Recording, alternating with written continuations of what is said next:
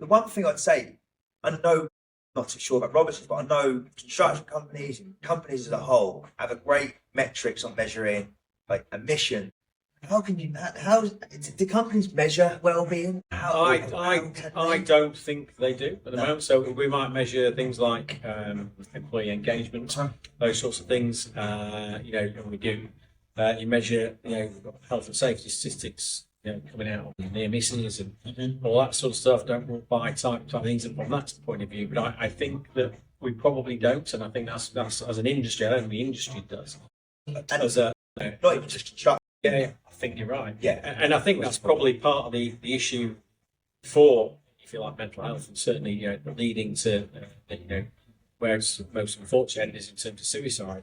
The suicide figures are kind of easy to get hold of. The bits that might lead up to that, less so, far less so, very, very, very difficult. It's like opening a can of worms, but I think it's a can of worms we've hopefully opened and got to deal with as an industry.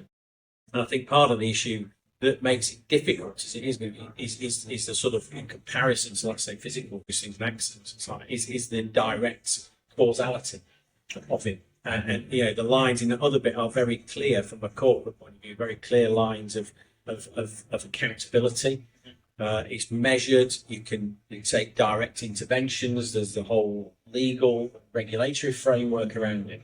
That doesn't really exist from a perspective. So it's therefore you have to rely in a moment on companies doing the right thing and wanting to solve. And I think there is a lot of willingness out there. It's also getting the people on the ground who you're trying to support themselves. Absolutely. And that's about the problem as it is. Exactly. And I think that's the key point for me thinking about this when we were going here today. I was thinking about actually what is it you really do need, individuals and groups of individuals, whether it's for yourself or for your friends, your colleagues, whatever it is, to take responsibility for them and to be there for those people, to let them know, to understand those sorts of things and to help. Because I don't think you can put it all onto because it won't work in the same way. I don't think it can work in the same way that it does for physical health. You look at a football team, for example. You look at the man. You can't managers can only do so much. Right. Absolutely. If the players aren't playing for them, and they're not turning up and putting that effort in. That's right, and that's an intangible thing, isn't it? So you can provide really good training facilities, you can put on really good structured training sessions.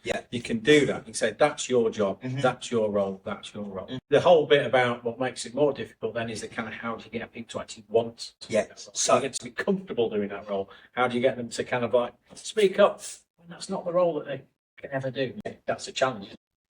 We have two solutions for this, right? So we have an AI solution. I think we'd like to come on to talk to you a bit more about the AI. It's obviously what's coming. It's a big AI wave. And then we also have, that's like a Thrive2Build. We have partners who are coming. So we've got like this triangle. Speak sits at the top. We have a partner company who basically integrate AI workflows, but how to measure well-being. And they partner with the other side of the triangle, which is our Thrive to Earn. We know as people, right, human behaviour, we know the right things we should be doing. And sometimes we give out the best advice to people, but taking our advice sometimes, we're our own worst enemy.